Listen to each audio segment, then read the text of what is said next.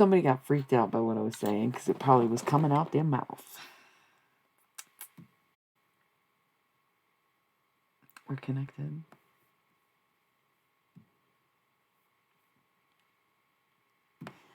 We are connected. I'm going to give y'all a minute to get on back.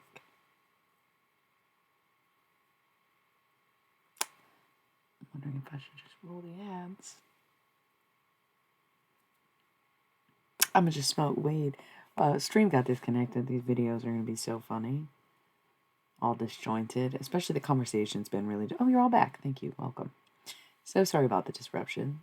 I don't know what it was. It's 2:22 on the clock. It's a disruption because it's a connection, and connections get disrupted. And sometimes in a disrupted connection, you just have to figure out how to reconnect it. But if you have anything but good, well intentions for the person you're connecting to, then you will feel repercussions of that connection. That's on everything. Yeah.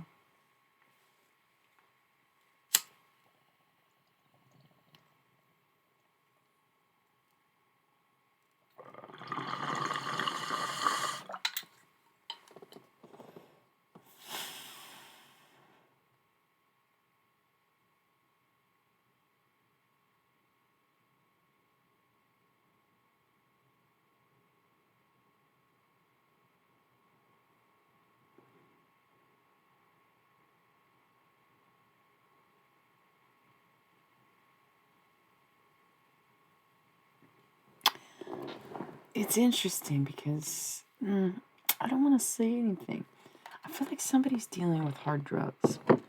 And I don't know if it's somebody watching. It could just be fans of Velvet Underground. It could be people concerned about me because I seem very thin. And I'm really into the Velvet Underground. And people love starting rumors about me. I'm a big fan of gossip and definitely checking in with people and knowing that they're healthy and like what's really going on with them. If you have genuine concern rather than just talking. Like town gossip was created to ensure the safety of everyone within the community. If somebody is concerned about me using drugs, you're seeing the extent of it here with the bong. Getting that energy, that song, the Velvet Underground song. I don't know what that's about. So I hope everybody's okay. It seems like a bunch of people came back and then left again. I thought it would be the same crowd. I guess nobody wanted to hear the reading. Thank you to my number one lurker. If that's not one of my chatters. Back. Anyways. Study. It's for us.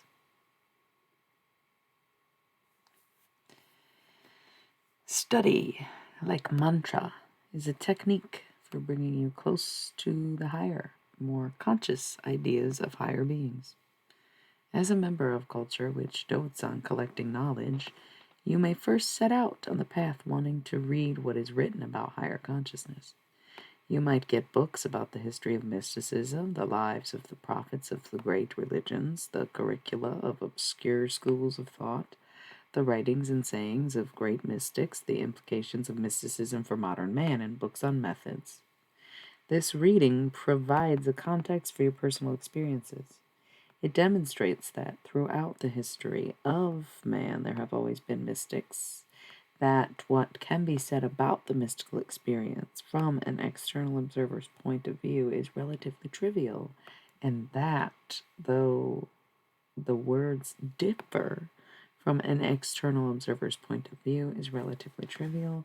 And that the words differ from one mystic to another, the communality of experience is amazing. There are 4 categories into which these writings can be placed in terms of the author's own state of development.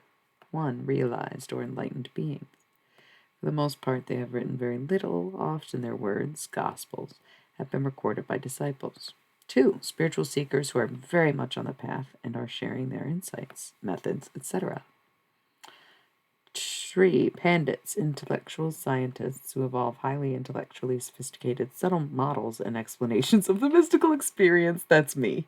I'm a pandit. Oh my god, that is so cute. I'm totally a pandit. The veil for many of these writers is still heavy, though often they have had some mystical experience of their own on which to anchor their writings. That's so fucking funny.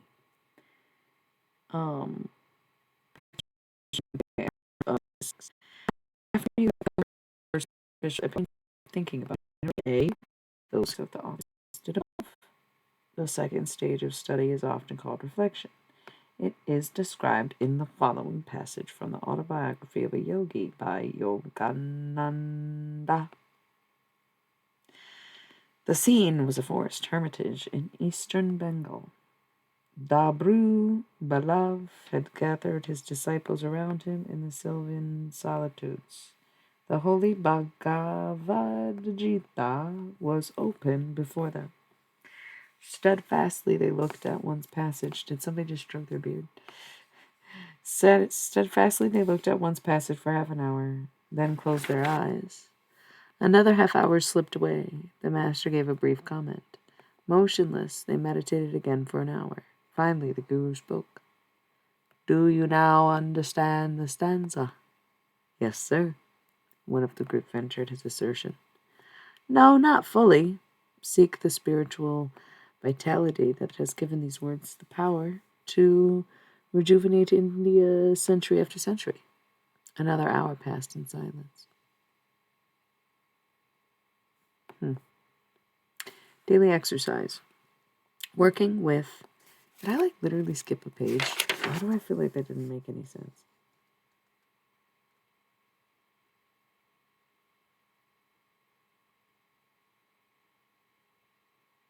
They just don't say that. Why didn't they give us the passage?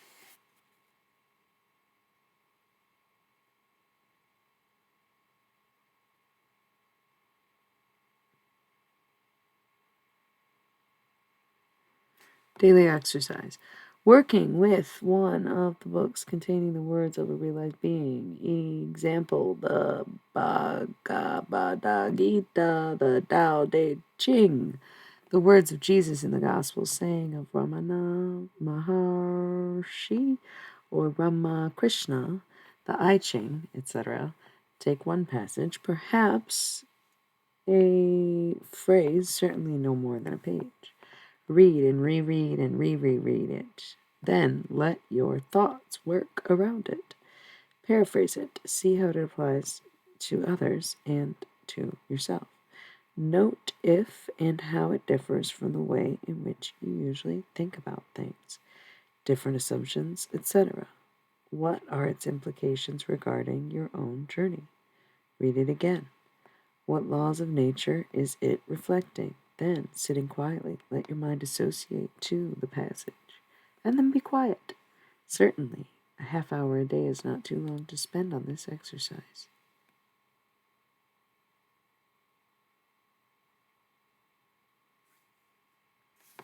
Asanas.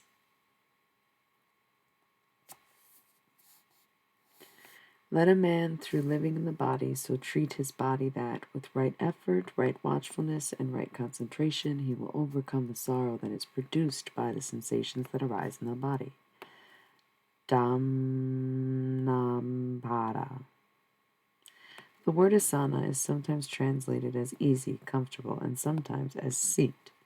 It concerns a comfortable seat in which one can remain for long periods of time. To remain motionless for a long time without effort is an asana, yogadarshana. The aim of the bodily posture is secured when the physical reactions of the body are eliminated and the mind dissolves into the infinite. Danelu, quoting from Yoga Darshana.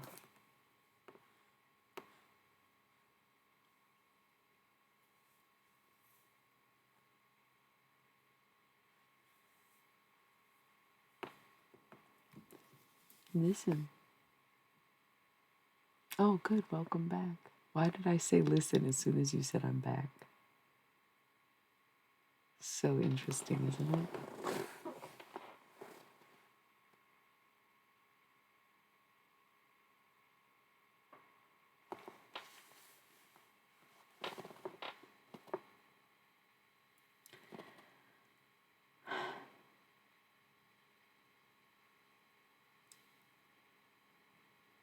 I was going to say that if you feel like asana, then don't be asana anymore.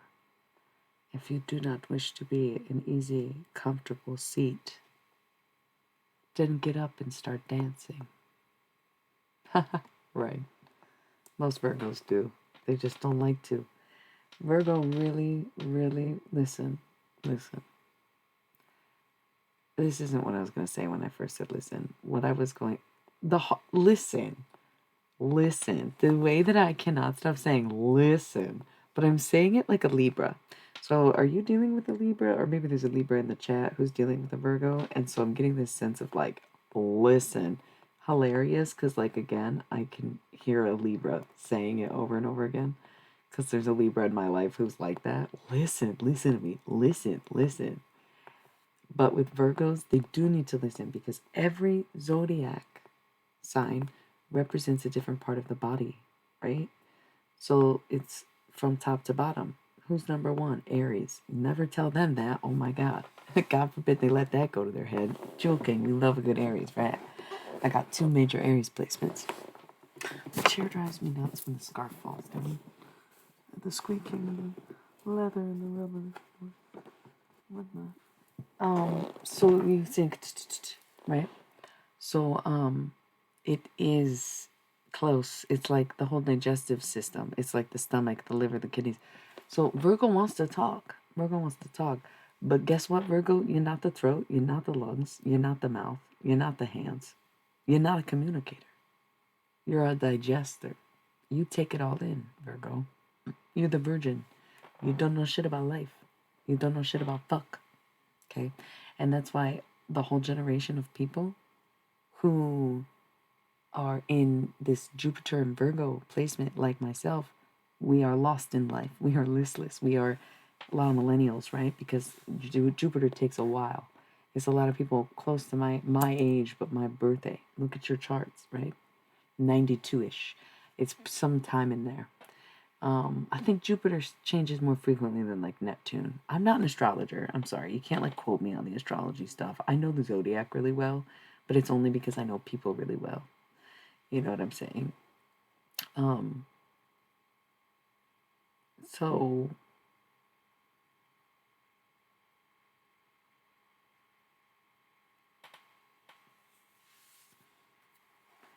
they say a dancer gets high in a field, slightly rhythm.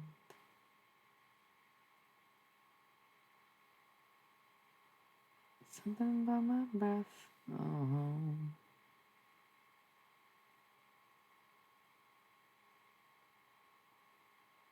Love that for you.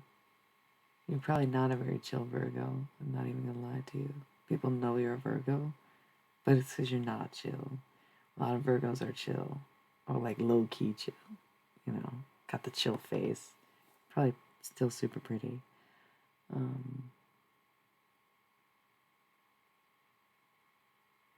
No more missing you while I'm gone.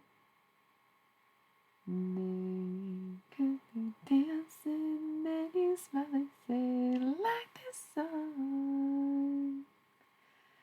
And our eyes will meet and we will recognize nothing's wrong. And I'll be so selfish, I won't be this way very long.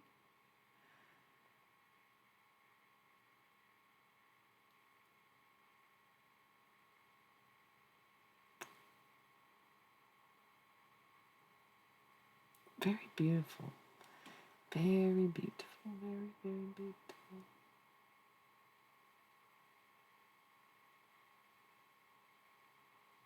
The guru, right? So, if you do not wish to be asana, then you must get up and dance. That is why we are in the flowers, because you picked too many from your garden, and I am the only one who can grow their flowers as fast as I do. I don't let just anybody into my garden. I only let the people who need to be there the most, yes. That is the whole thing of it is, I understand you may pluck the flowers and leave them to die like you always did, which is how your whole garden died, because you have not yet figured out how to sustain life, how to water something, how to let it live, how to let it exist. And I know that. And I need nothing and no one but my own touch to let my garden grow like it does. Yes, for my plants to bloom, for my flowers to spring, for my water to flow into everything. Yes. So here I am, and I see you walking. And I know your soul is sad, and I know your journey is dark, so I let you in and I say, look, there's light. It's not even a tunnel, actually. All you need to do is shine. And you say, I don't shine. Thank you for the flowers. Bye. But what is it for? Who is that for? Is it for you? What are you looking for when you take the flowers that you did not even stop to smell?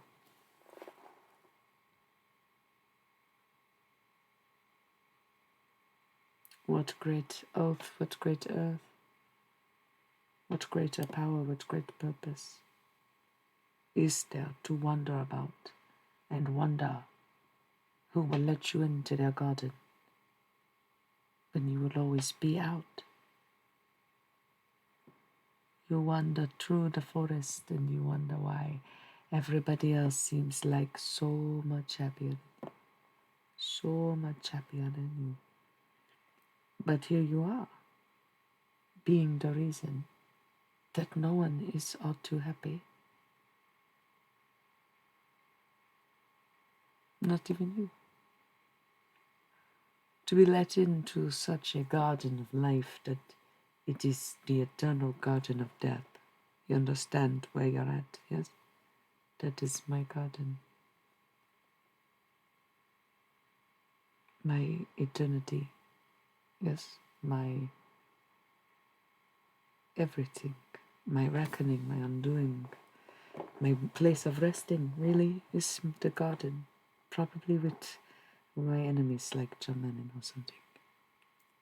I would do my time in a cafe. I would do my time in hell.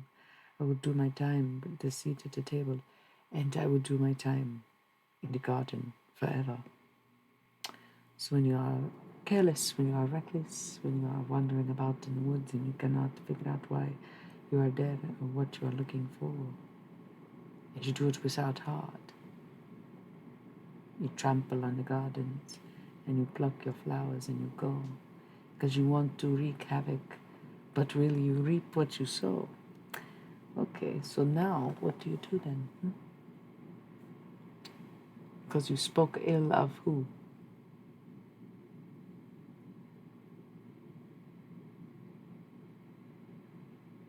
You, huh? You, huh? Goddamn.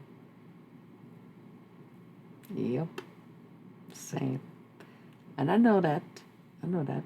We practice this on the stream. We don't say stupid. We don't say idiot. We think about how we've been spellcasted, taught, raised, bred, indoctrinated to be in self-hatred. And then we say, it's not that deep. It's not that deep. It is that deep. Do you not see how deep your wounds are? You're bleeding everywhere. Do you not see it?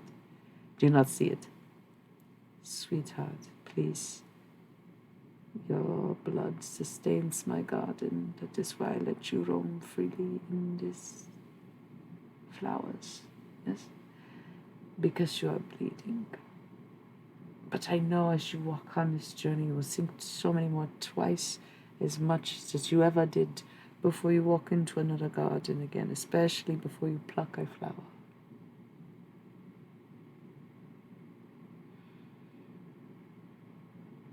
Nurturing, watering, feeding, fertilizing, singing, adoring. Truth, honesty, flooring. Praise, worship, appreciation, admiration. I've once or twice chased after thieves of the flowers. those who come to the garden without anything to offer. But now I sit and I wait, and I let whoever take. Hmm? Not just whoever, it must be very, very special to find this garden that I speak of, yes? You must be a very special person to come across me the way I barely live, the way I barely use this body. Ooh, she Illuminati.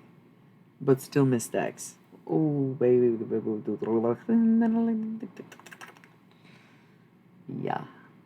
Remember, the Donnie Thornberry is when somebody's trying to scramble their thoughts, yeah? Or when I don't want to hear what they're saying.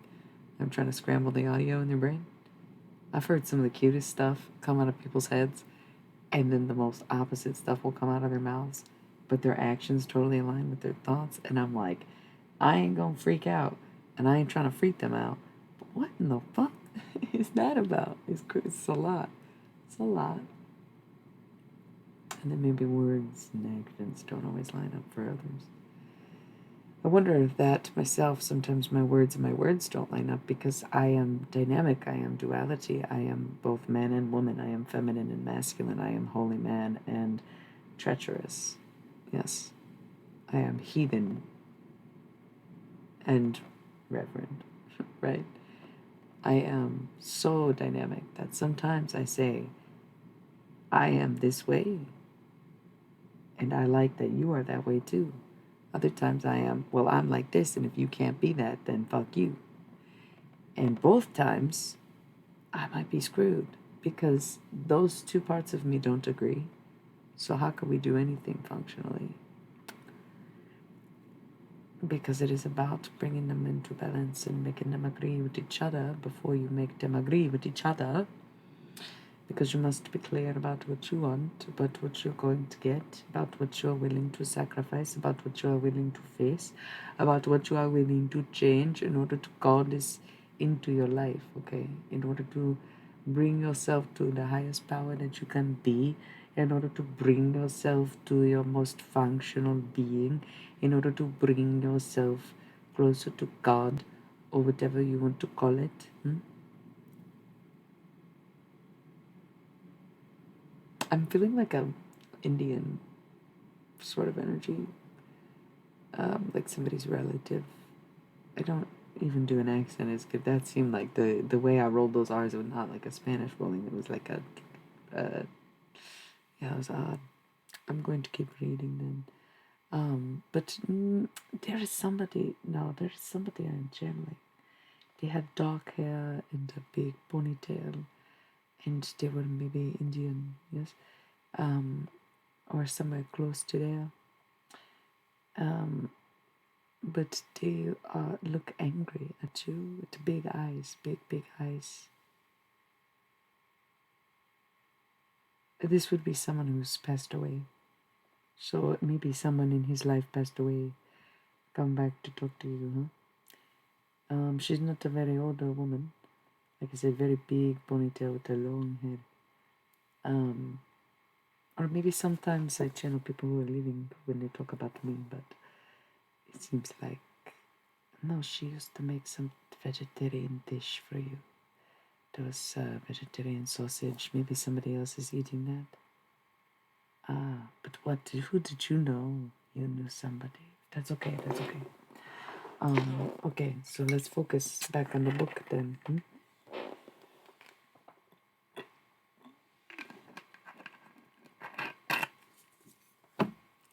I've been thinking a lot about this song. And I think, well, I wonder what inspired Conor Oberst and if he regretted it, if he got the song and no matter what happened, or if it worked, or if he was right, or blah, blah, blah. Just because it's cute to me, it's darling. I will take my inspiration as it comes, because it's the only way to do it. And I used to like to hold on to my inspiration if I liked it or if it was working, but a lot of people didn't like my art even. Maybe it was his grandmother. She just is presenting with dark hair. So what stands out for me about this song lately is that I'm writing this book, right? I've been working on a lot of books over the years. I'm constantly trying to put together a new poetry book because the last one was an absolute fucking banger. Cannot believe that was me, 16 years old, writing most of that. Um, and then there's also the PMDD research that I was so adamant about, but I've become so absolved from it that I actually love filling my time with everything else, which I was unable to do for the past 20 years of my life. So, like, this is a very cool time. And, it's okay if you can't do it. It's okay. It's okay if you can't do the work. It's okay if you can't talk to me. It's okay if you can't apologize. It's okay if you can't face me. You're never supposed to force yourself to do anything. I'm never supposed to force you to do anything. Sometimes in life we want to. We're like magnets. We pull. We have things to resolve. We have things to heal. We have things to learn. We have things to say. We have, conversations to be had. But I don't even realize how scary I am to people I have known for years, let alone people I've known a lot less. Oh, yeah. No, I feel you. Because I feel you. But you have to really ask yourself why you feel that way before you feel it, okay? Promise me you'll do that. Understand it fully before you approach me.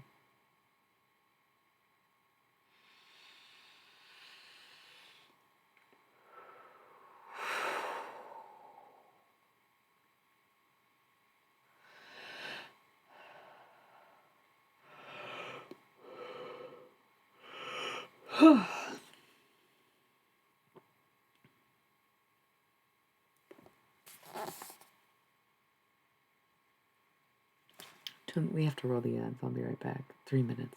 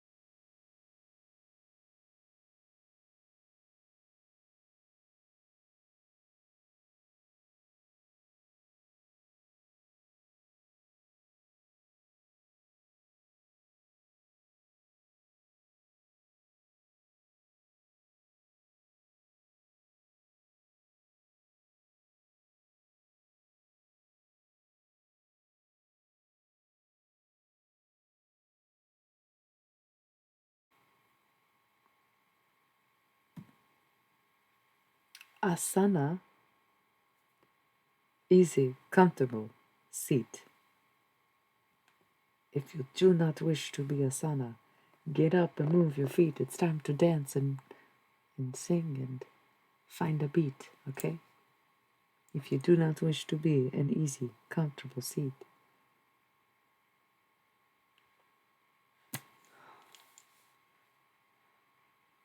If you could only see, if you could only see not just what I see, but if you could see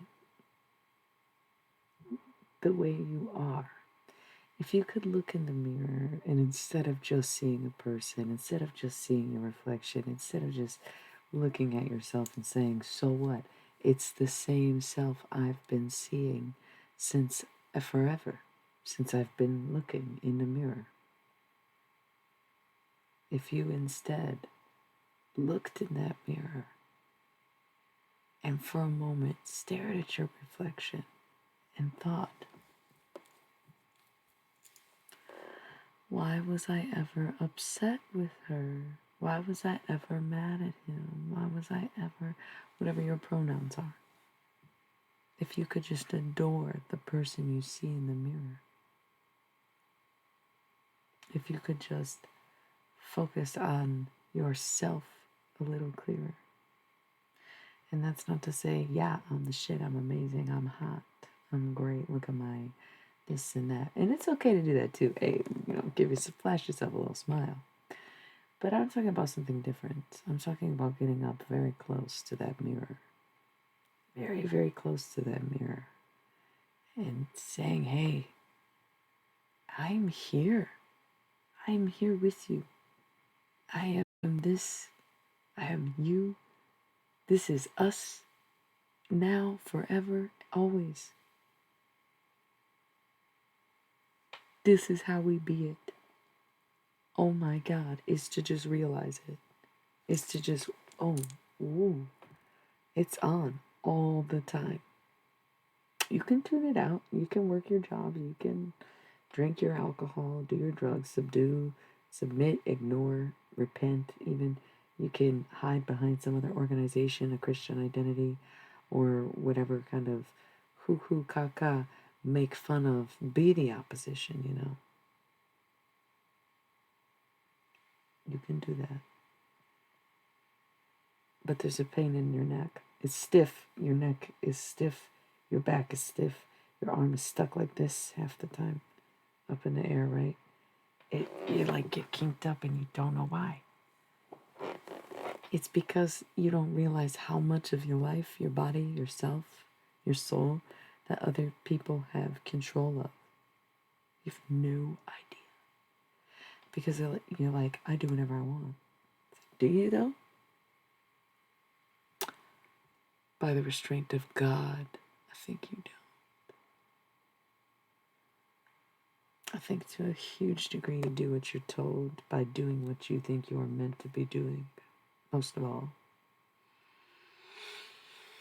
Whoa, whoa, whoa, who's she to say all that about me? I thought she didn't have her shit together. She said her ducks weren't at the pond or whatever. Why did she have to read me like that?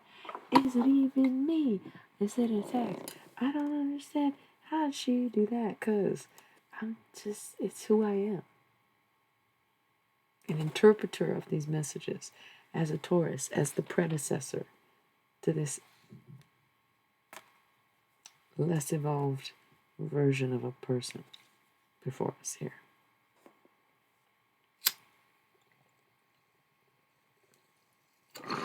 And I did just say I'm more involved than Ram Dass, but to be fair, I think most of us are. I would hope most of us are. He was a white man who was a Harvard professor in the 50s who didn't get fired for dedicating all of his work to psilocybin mushrooms for 10 fucking years. And then he still continued to chase the dragon and do a shit ton of drugs. One trip, I was like, I'm good. Did I do more? Sure. Did I do anywhere near the copious amounts that Ram Dass did? No. Did I have way more resources and material to go off of, study, and have guide me? Yeah. Did that help me not have to do as much of the actual exploring? Probably. Did I listen better, though, to the things I did have because there was still plenty of resources that weren't necessarily infused with psychedelics in his time, but rather were inspired by life? Could he have listened better and closer and quicker to his South American guides who took them up into the mountains, right? Yeah, because only a discoverer can discover something that already exists. So some people would say, well, that makes you a hypocrite. You're telling us something that people already know. Yeah, I am, but I'm telling you in a different way. Why? Because that's just life, man. Do you want to carry on or not? Do y'all want to keep reincarnating here? Do y'all want to have kids? You want to have lives? You want to go to bars? You want to go to shows? You want to jive? You want to fucking do this shit, right? You want to fucking have your tech, have your screens, have your little iced coffees? Then we have to do something. That is ultimately what this is all a testament to and a test of. When you get up on that chopping block and God asks you, what exactly did you want? You remember? Okay. So what the fuck did you just do? Because you blew up the spot. You fucking ruined it. You fucking everything. You had everything that you wanted, and instead you ran your mouth, you misbehaved, you regressed back to the earlier days of your youth in which you were way less healed and way less you.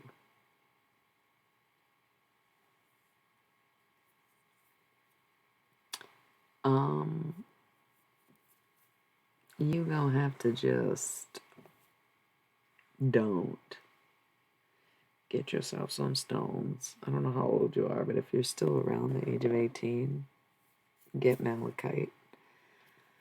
If you're older than that, or, in addition to that, regardless, also get yourself some fluorite. That's great for studying. Calcite is pretty good, not just for clarity, but for wisdom. And there's another one, clear quartz. You don't have any clear quartz. It's the most basic, the most forward. Get some clear quartz. And then what I want you to do, now this is so weird. This is so weird. If I ever tell you to do something, I am making it up for you in the moment. And that is part of being a chaos magician, but it's also part of being very intuitive and knowing what people need in any given moment. So what I'm going to need you to do, and this applies to, I guess it applies to any of you if you have conflict with somebody that you don't want to let go of and you can't do anything about it. Get yourself a piece of selenite. Make sure it's raw. Do not get tumbled selenite. Get a raw piece of selenite. And get a bowl that you ain't gonna need for a minute. Try not to let it be plastic or anything. Preferably glass or ceramic. I don't know what else a bowl would be made of besides ceramic, glass, or plastic. So there's no plastic. Glass or ceramic. If it's clear, this should work better. Okay. So put the selenite in a bowl of water and let it sit somewhere very safe. If you have to cover it, you have to cover it. Better to leave it in the sun, in my opinion. But if you have animals or children or anything, just, make sure it has a lid. Once again, better not be plastic, but if it's got to be sealed, then fine, yeah. What happens is selenite is water soluble, right? So it will dissolve eventually, but it'll probably take a long time. So what I want you to do with that is let it sit, let it sit, let it sit. And what will happen is either the selenite will dissolve or you'll get fed up and you'll just chuck that water right in their face and tell them to never come back to you again. Okay? One day you will forget about the bowl, you'll find it and say, oh, selenite's dissolved. And either the relationship will be rectified or it will be gone, right? So move on. You have to not let anybody get their claws too far into you. I went through a lot of traumatic stuff and felt like people didn't care about me enough, but it's because they thought about how much they cared. Their concern was all internal. Their concern was mental. It was very taxing for me, and yet I had no validation on the outside having anyone reassure me but someone who would stay up and worry all night about me, right? Well, that's annoying, especially for someone like me, a Sookie Stackhouse, who is psychic but didn't know it for 22 fucking years, right? So that's difficult for me to deal with, yeah?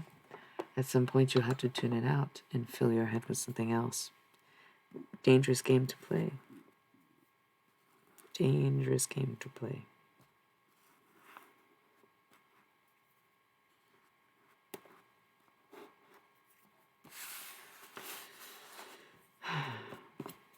I feel like somebody, well, I shouldn't say anything. Unless I'd be really shocked to see somebody.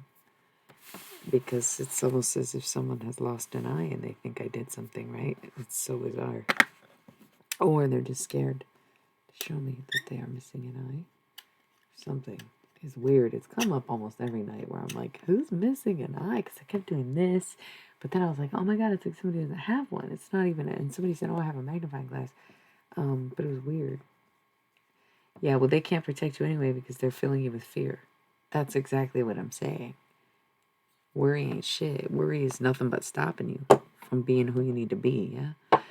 Fear, worry, concern, that shit held me back for way too long. That's why I had to be so full of hope that I actually did become fearless and had no boundaries to go with that fearlessness. So I never knew what to face and when to face it. Wow, so weird I would bring that up right now, right? Do you smoke weed? I do. I just packed a freshie. It seems like such like scooter slang from Australia or something like that. Packed a freshie. It was terrible.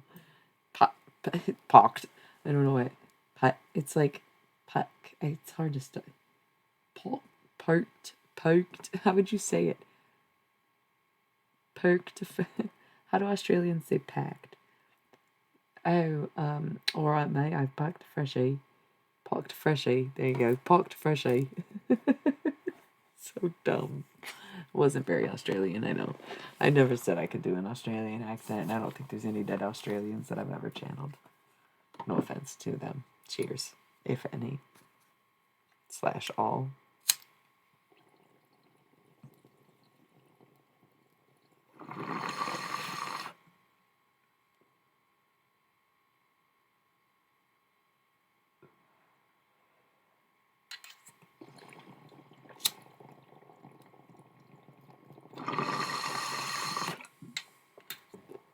Probably is.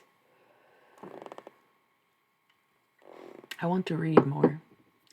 Because what I want to do is finish this section of asanas. Oh man, it's long. Oh, it's too long. Nobody's into, oh my God. This is a lot.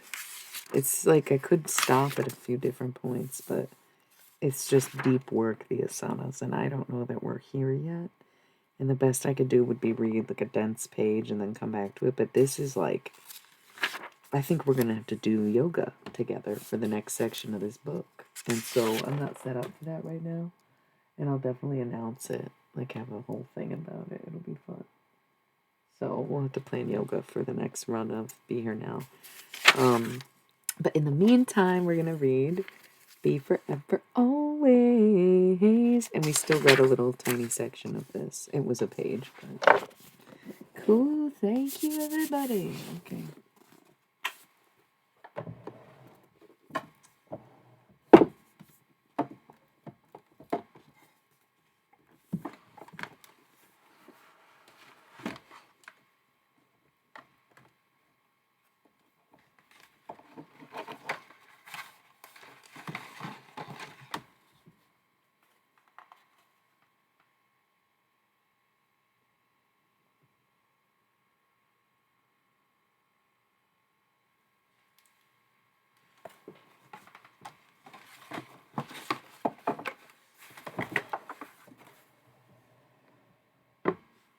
Why would it be?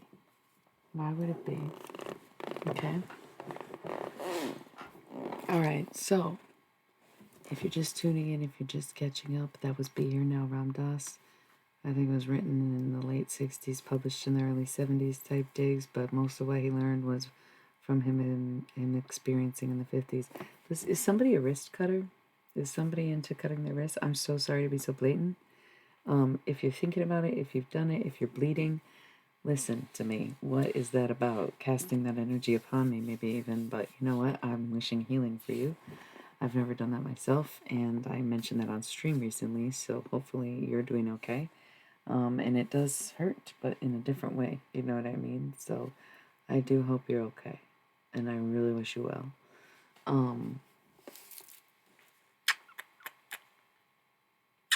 Okay, so if you're hurt, then let it be healed. And if you wish to hurt me, then let it be healed. Okay? I'll contemplate that because I know I've said some horrible things in the past. It has all haunted me, yes. I know what I deserve, and it was everything that I got. And that's why I know I'm about to get even more, you know? Good or bad, both.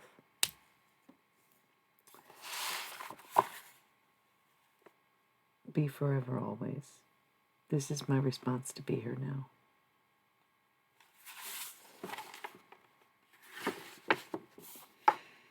Thank you for awakening you and my love.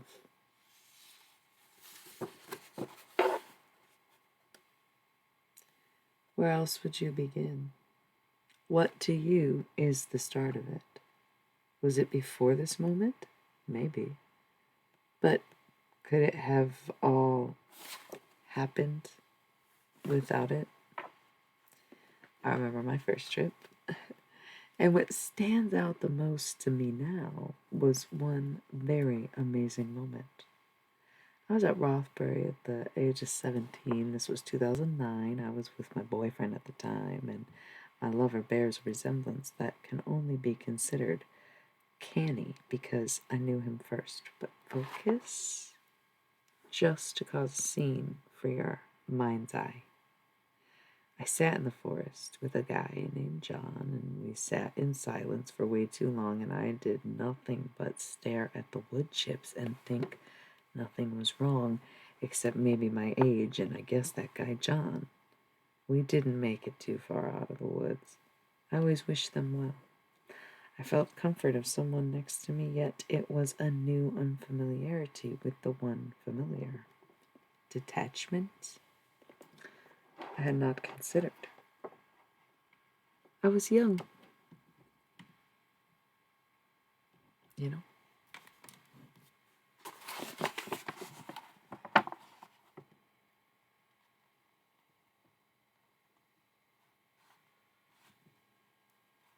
Yes, the lighting. Do you see the blueberries? It's so cute.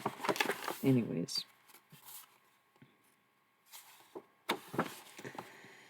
Truly, what still stands out to me even more particularly was my knowing. I wouldn't have really understood that at the time. I had some great teachers and references, but it wasn't until I started to read Be Here Now, Ram Dass, 1969, out loud like 14 years later, that I even recognized such a knowing in my young self, and I can now see in me what everyone who ever looked at me after that has always seen, and that is this same knowing that men almost twice my age spent years searching for that I got from my first trip. If you told me I made money talking to God, or fucked my high school crush, or that I'd been some kind of holy man back then, I wouldn't have believed you. But now, the proof arrived through the pages of a book birthed long before my own, and he described something that reminded me of what I failed to see. I have always known. A true curse and my greatest blessing.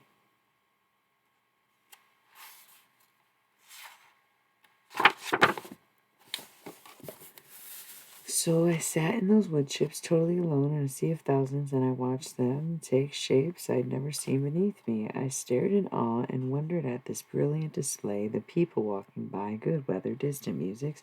I had been really quite depressed up until that point. I was against the norm of the Western medicine, as I was always quite rebellious, but I had not discovered real medicine until that moment because my thoughts were, I've finally arrived, I'm experiencing happiness, this is what it means to be free.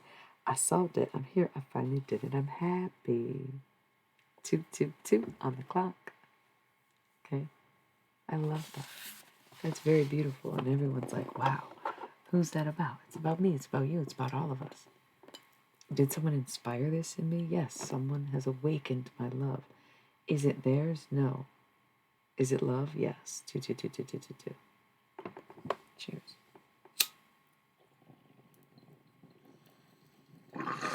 Doesn't matter how we got here, doesn't matter how we get here, as long as we be here now and we be forever always. And what that means, right, is to live in the present, to understand that this is everything that we're meant to be, and to go within and to listen to our intuition and to move and to be guided with the way that life wants it rather than the way that we want it. Hi, baby.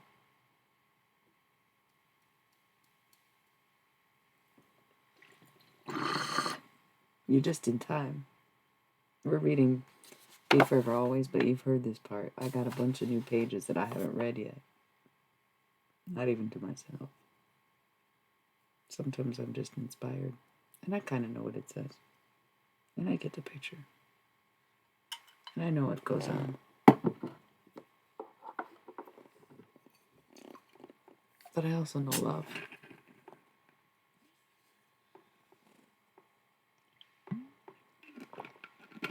And I know it is good no matter what.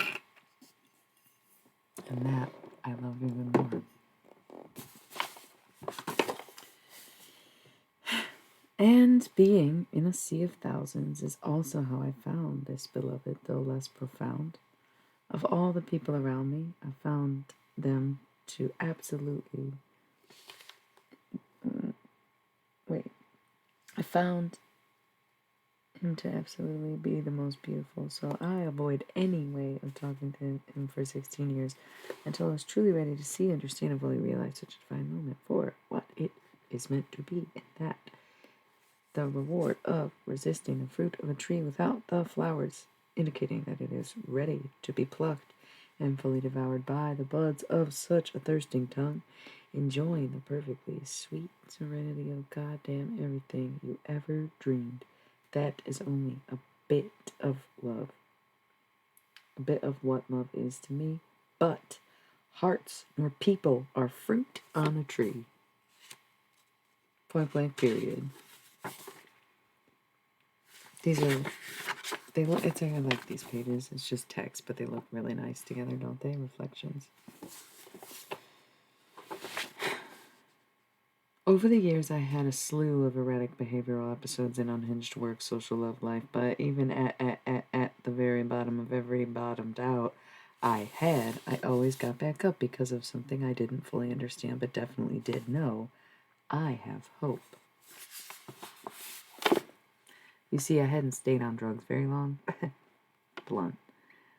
Brief period in the damn grand, but I knew I didn't need them anymore. I learned happiness was possible, and I made it my mission to figure out how to create and maintain that very state of being, happy but also relieved, without the help of anything at all. And yeah, sometimes I wish I hadn't done that because I really needed the medicine.